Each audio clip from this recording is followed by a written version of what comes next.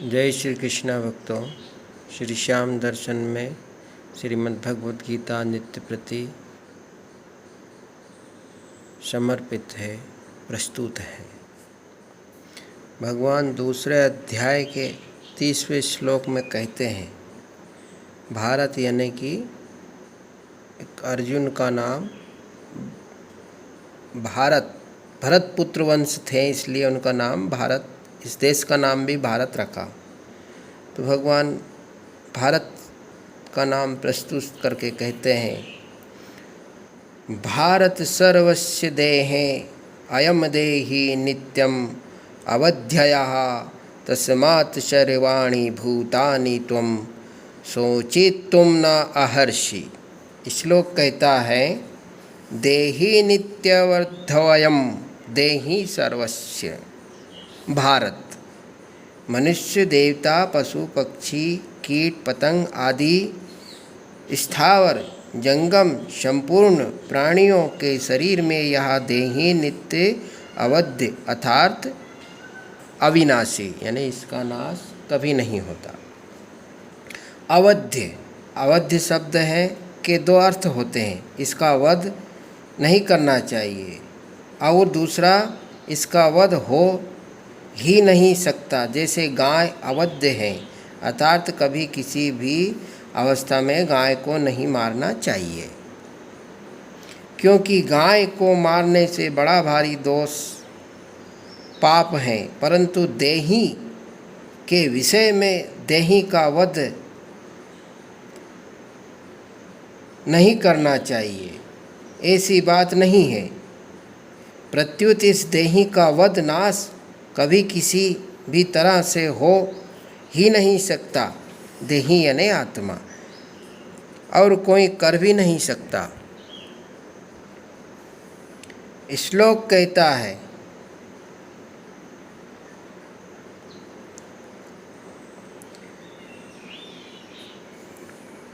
इसलिए तुम्हें किसी भी प्राणी के लिए शोक नहीं करना चाहिए, क्योंकि इस देही का विनाश कभी हो ही नहीं सकता और विनाशी देह क्षण मात्र भी स्थिर नहीं रहता। यह सर्वाणि भूतानि पदों में बहुवचन दोष देने का आशय है कि कोई भी प्राणी बाकी ना रहे। अर्थात किसी भी प्राणी के लिए शोक नहीं करना चाहिए। शरीर विनाशी ही है,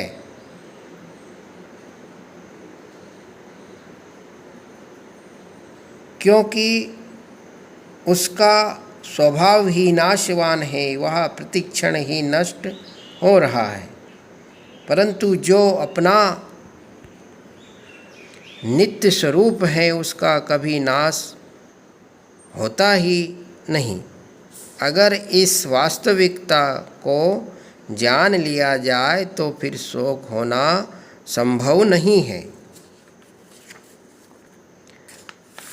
अभी तक जो भगवान ने अर्जुन को सारी बातें जो सुनाई हैं, अर्जुन के मन में कुटुंबियों के मरने का शोक था और गुरुजनों को मारने के पाप का भय था। अर्थात यहाँ कुटुंबियों का वियोग हो जाएगा तो उनके अभाव में दुख पाना पड़ेगा, यह शोक था।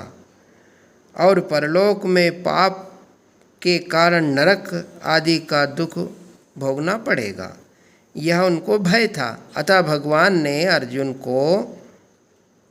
अर्जुन का शोक दूर करने के लिए 11वें से 30वें श्लोक तक का प्रकरण कहा, और अब अर्जुन का भय दूर करने के लिए छात्र धर्म विषय यक आगे का प्रकरण भगवान विस्तार पूर्वक बताएंगे।